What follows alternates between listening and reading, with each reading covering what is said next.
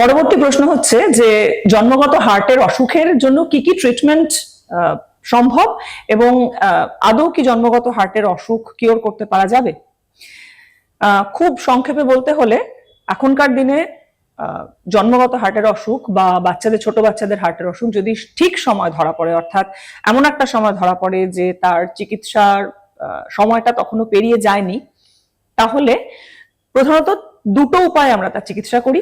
একটা হচ্ছে interventional treatment, অর্থাৎ যার মাধ্যমে আমরা ক্যাথিটার, ওয়্যার এরকম সূক্ষ্ম ইনস্ট্রুমেন্টের মাধ্যমে হার্টের মধ্যে ঢুকে বিভিন্ন ডায়াগনোসিস করি বা হার্টের অসুখটার কিওর করি।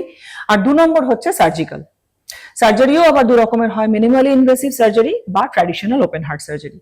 এর মাধ্যমে কিন্তু বাচ্চাদের হার্টের অসুখ কিওর করা সম্ভব।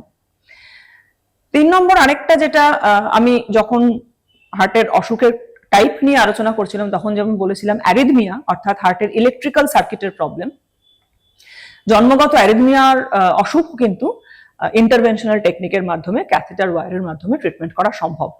এবং হ্যাঁ, অবশ্যই মনে রাখতে হবে যে যদি সঠিক সময় ট্রিটমেন্ট হয়, যদি রোগটা সঠিক সময় ধরা পড়ে, তাহলে একটা বাচ্চা তার হার্টের অসুখ সম্পূর্ণভাবে 100% কিওর করা সম্ভব এবং সে একটা নর্মাল অ্যাডাল্টের মতন জীবন যাপন করতে পারবে।